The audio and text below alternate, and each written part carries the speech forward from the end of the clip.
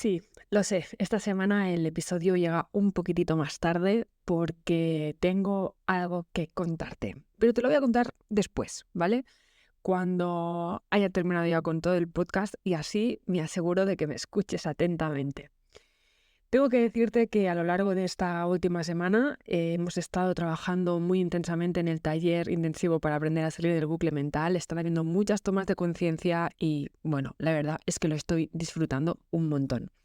Y un poco para, no sé, para a lo mejor complementar todo esto que tiene que ver con el bucle, hoy quiero hablar sobre los sesgos. Uno muy a menudo tiene la impresión de que las cosas son así, que la forma correcta de ver las cosas es como uno las ve. Y lo cierto es que a medida que vas indagando en el autoconocimiento, que vas comprendiendo mejor cómo funciona tu mente, la verdad es que uno se acaba dando cuenta de que vivimos más en la mentira personal que en la verdad absoluta y de que realmente todo esto es un juego de espejos, de proyecciones, en la que el sentido de la realidad, el sentido de la verdad individual, se compone más por sesgos, por distorsiones, que por datos fiables. Así que en el episodio de esta semana, precisamente, vamos a ver cuáles son estos sesgos cognitivos que afectan principalmente a tu autoconcepto.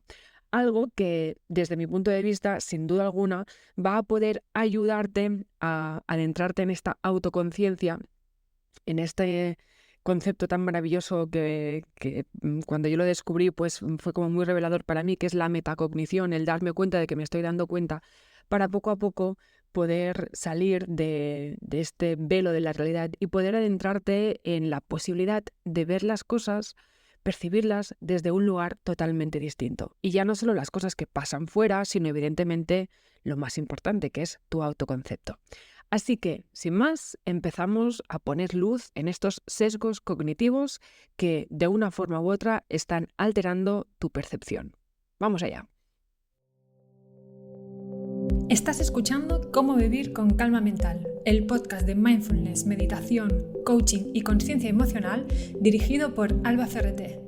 Un podcast que te aporta reflexiones y técnicas para saber cómo gestionar tus emociones y calmar tu mente. Lo primero que vamos a hacer, como siempre, es un poco contextualizar. No sé si alguna vez has escuchado el concepto de sesgo cognitivo, pero bueno, en caso de ser que no, quiero contarte un poquito qué es, ¿vale? Mira, los sesgos cognitivos podríamos decir que son como patrones en los que hay una desviación del pensamiento objetivo, racional, y que tienen la peculiaridad de distorsionar nuestra percepción, nuestro juicio, nuestra toma de decisiones y, por lo tanto, cómo vemos al mundo y cómo nos vemos a nosotros mismos. Fue un concepto que se introdujo en el año 1972 por dos psicólogos israelíes llamados Kahneman y Tversky. Y lo cierto es que, bueno, tienen varias funciones a nivel mental, a nivel emocional, pero son mecanismos un mecanismo que utiliza la mente principalmente como para adaptarnos, como mecanismo adaptativo en según qué contextos, ¿vale? Yo te voy a contar algunos, ¿no?, de algunas de estas funciones que tienen normalmente los sesgos cognitivos, pero vas a ver cómo esto, que está, como siempre, pensado por el mismo principio de supervivencia, digamos que puede traernos un poco por el camino de la amargura, sobre todo cuando apela al autoconcepto, ¿vale? Entonces, algunas de estas funciones, ¿no?, que puede tener el sesgo cognitivo. Una de ellas es simplificar el procesamiento de la información, ¿no? Es una forma que tiene la mente para gastar el mínimo de energía posible reprocesando constantemente la complejidad del mundo que le rodea, ¿no? Por ejemplo, hay un tipo del que te voy a hablar después, hay un tipo de sesgo que se llama el sesgo de confirmación, ¿vale?, que de alguna forma nos permite filtrar y procesar la información que recibimos diariamente y hace que nos centremos solo en aquello que nosotros creemos, ¿no? Entonces, en este sentido, es una forma de confirmación para no tener que adentrarnos en el hecho de replantearnos las cosas que hemos dado ya por supuestas, ¿vale? Luego, por ejemplo, otro de las funciones, ¿no?, que puede tener el sesgo cognitivo es la protección del yo. Esto lo contaba precisamente estos días en el taller intensivo para aprender a salir del bucle mental. Es algo que también cuento en mis formaciones. Y es que el sentido del yo es una de las cosas más importantes para este avatar, este ego que estamos interpretando. De manera que algunos de los sesgos cognitivos están pensados, ideados para poder proteger la autoestima, el bienestar emocional, aunque esto nos haga sufrir, que eso es un poco la paradoja de esta historia, ¿vale? Y un poco evitan que se ponga en duda la idea del yo, ¿de acuerdo? Entonces, esto, de nuevo, es positivo porque hay una cierta protección, es como la mente protegiéndose a sí misma de la inestabilidad, de la incertidumbre, del cambio, pero al mismo tiempo eso hace que nos metamos en una cárcel sin darnos cuenta de que estamos en ella, ¿no? Y un poco en este sentido, es otro de los beneficios que tienen los sesgos cognitivos, y es que hay una reducción de la ansiedad por la incertidumbre, ¿no? Es decir, am, la falsa sensación de estabilidad, de atajos mentales que nos producen los sesgos cognitivos, hace que la sensación de incertidumbre, que es, am, digamos, ¿cómo te lo cuento? Que es indivisible al mismo hecho de estar vivo, porque la vida es pura incertidumbre, pues digamos que los sesgos cognitivos nos permiten tener una falsa sensación de continuidad, una falsa sensación de seguridad, y por lo tanto hace que, bueno, que haya un cierto equilibrio interno. Evidentemente, esto tiene su parte negativa, ¿no? Como vamos viendo. Y luego lo voy a desarrollar mucho más porque yo creo que te va a quedar como súper más claro, ¿no? Precisamente como hace que se generen atajos en nuestra mente porque no se adentra en el pensamiento crítico, en la autorreflexión, no se adentra en eso, sino que simplemente coge como estos atajos, ¿no?, que están muy vinculados al piloto automático, del que hablamos desde la perspectiva mindfulness, pues evidentemente eso permite que se tomen decisiones más rápidas. En situaciones donde se requiere una decisión rápida, el sesgo cognitivo puede ayudarte a tener este atajo mental de una manera rápida y eficiente, aunque evidentemente esta rapidez, esta falta de reflexión puede llegar a hacer que tengas errores, que tomes decisiones incorrectas, ¿no?, etcétera, etcétera.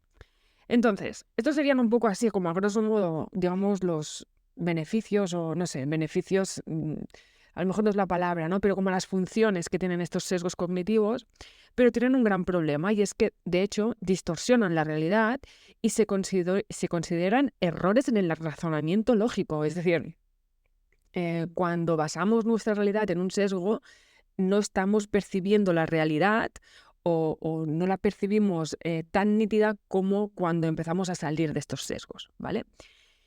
¿Cuáles son los 5 principales sesgos que hay que tener en cuenta? Pues desde mi punto de vista, aquellos que afectan, que apelan directamente a tu autoconcepto, ¿vale? Y te los voy a ir contando.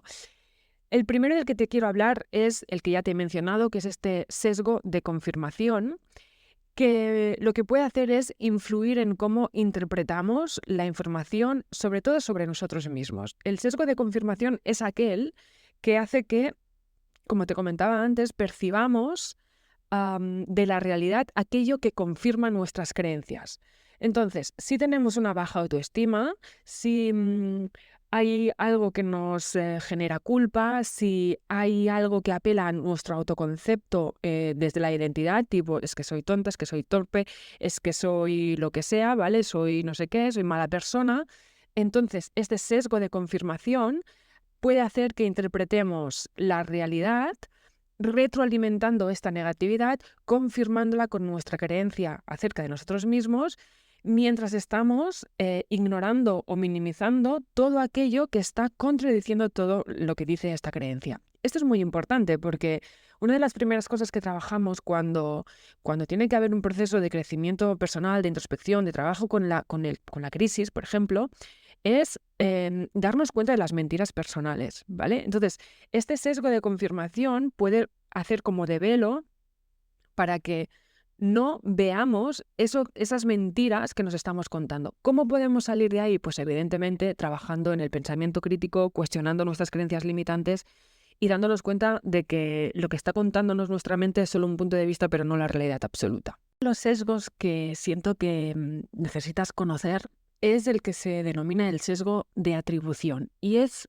ese que tiene como la tendencia de explicar el comportamiento propio de los demás mediante la asignación de causas específicas que vienen o bien de fuera o bien de dentro, ¿no? Por ejemplo, este sesgo de atribución es uno de los que puede influir en cómo explicamos los eventos o los logros de nuestra vida, ¿no?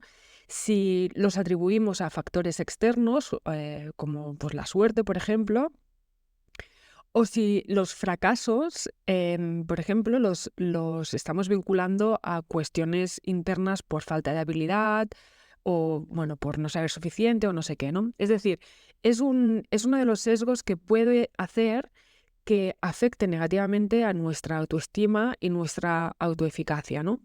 Y tengo que decir que es uno de los sesgos que me encuentro más en proceso terapéutico, la verdad. Porque el sesgo de atribución es aquel que hace que uno tenga motivos como para menospreciarse sin darse cuenta de que hay, digamos, como muchas circunstancias atenuantes alrededor que tienen un efecto en la forma en la que uno está experimentando la realidad. Y de hecho tengo que decir, ahora reflexionando en voz alta sobre ello, que tengo la sensación de que este sesgo de atribución es el que se utiliza muchas veces desde algunos mensajes en redes sociales por influencers que se dedican en teoría o entre comillas, ¿no? al acompañamiento motivacional a través de fitness, de alimentación y demás, como una forma de manipular la realidad para inducir a la culpa, ¿vale? Este sesgo de atribución para mí es uno de los más puñeteros, ¿por qué no decirlo también de los más peligrosos? Porque honestamente como que tiene muy poco en cuenta muchas de las variables que pueden influir en el presente de una persona. Otro de los sesgos cognitivos que quiero compartir contigo, porque siento necesario que sepas que es un sesgo cognitivo, ¿vale?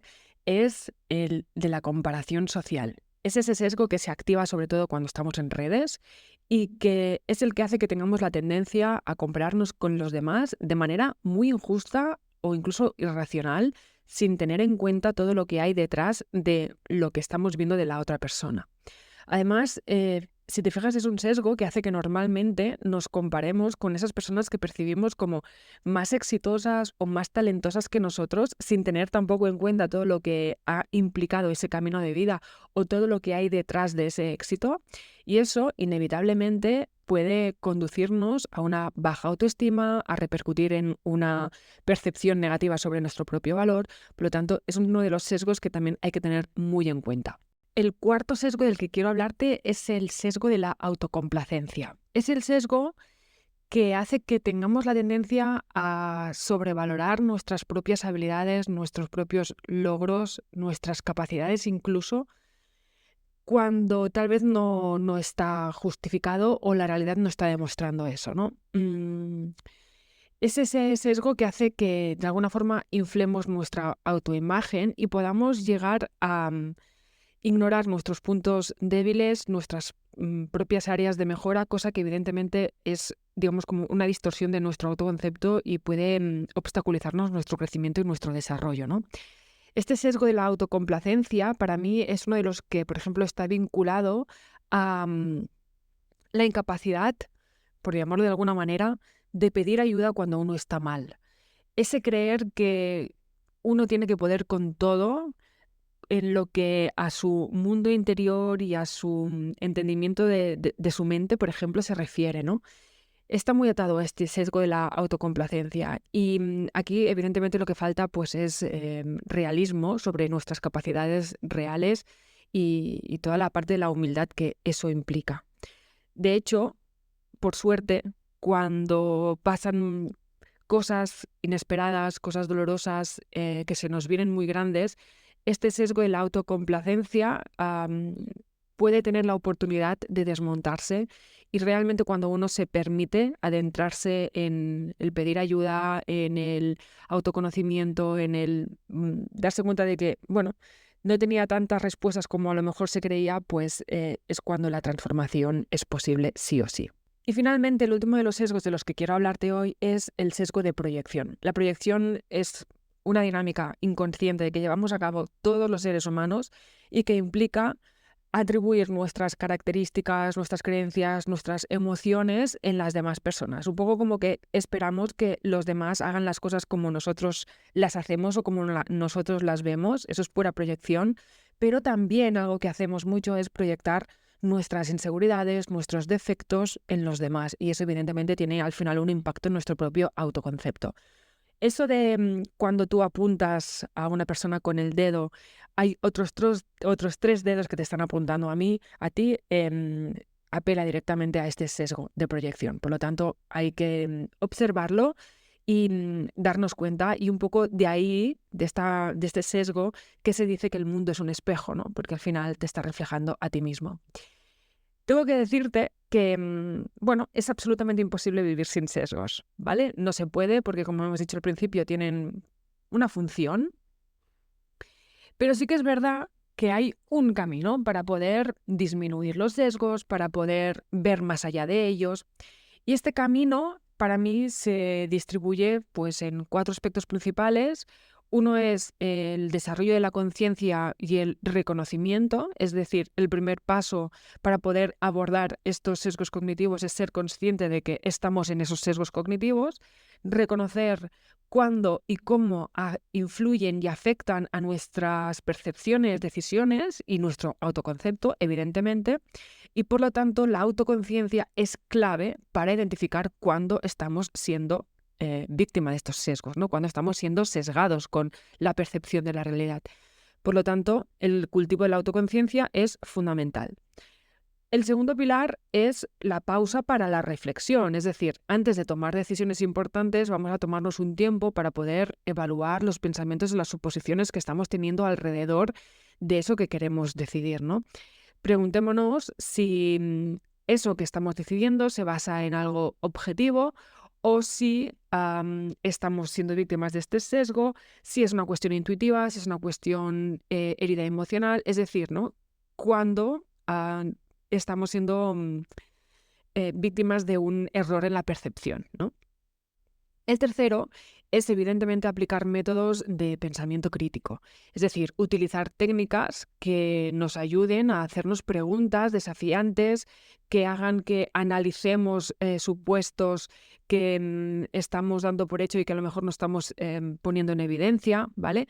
Es decir, se trata un poco de fomentar habilidades que puedan ayudarnos a contrarrestar estos sesgos cognitivos y que tengamos un análisis como mucho más objetivo, mucho más racional de todo este sesgo. Porque aprovecho para decirte que el sesgo cognitivo viaja mucho desde el inconsciente, desde lo irracional, normalmente no tiene una base sólida en la que asentarse.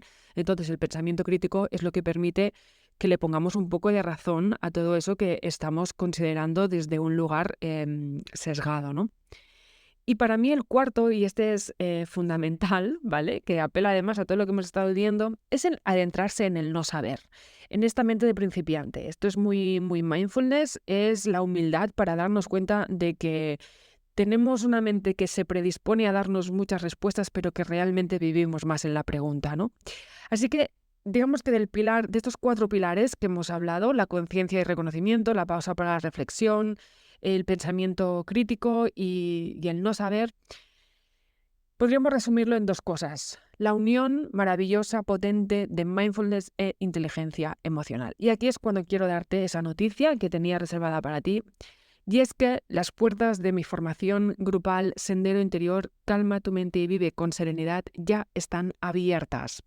Una formación de 12 semanas en la que te acompaño en tu autoconocimiento a tener herramientas para poder calmar el ruido de la mente, para poder gestionar tus emociones, para poder comprenderte desde lo profundo y vivir tu vida, tu realidad desde un lugar de serenidad, de paz interior y sobre todo como de mucha más lucidez, ¿no? De la que puedas estar viviendo en este momento. Una formación por la que han pasado ya más de 130 personas, avalada en este momento por la Universidad Europea Vitoria-Gasteiz, la UNEID, y que, tengo el enorme orgullo de decirte que es la 7ª edición que vamos a compartir, que vamos a abrir, y que, ha habido transformaciones grandísimas y maravillosas de muchas de las personas que han pasado por Sendero Interior. Si quieres más información de esta formación, tienes toda la información en el link que dejo en la descripción de este episodio. Y aprovecho para decirte que vamos a cerrar las plazas, vamos a cerrar las puertas de Sendero Interior el próximo viernes, día 19 de abril, ¿vale? Así que si alguna vez me has oído hablar de ellos, si te apetece hacer un cambio importante en la forma en la que estás en el mundo para vivir con mayor calma, mayor serenidad y poder aplicar de forma real todo aquello que has estado escuchando en estos episodios durante todo este tiempo, entonces sí o sí, te animo a que vengas, a que sepas cómo salir del sufrimiento, a que sepas cómo dejar de dar vueltas a todo, a cómo hacer para que dejen de invadirte los pensamientos negativos y a cómo vivir la vida en profunda plenitud. Lo tienes todo en la descripción de este episodio. Yo vuelvo por aquí la próxima semana, martes, miércoles, veremos. Te mando un grandísimo abrazo. No dudes en compartir este episodio con quien sientas que a quien le pueda interesar. Y nos vemos muy prontito. Un abrazo muy fuerte y que vaya genial. ¡Chao!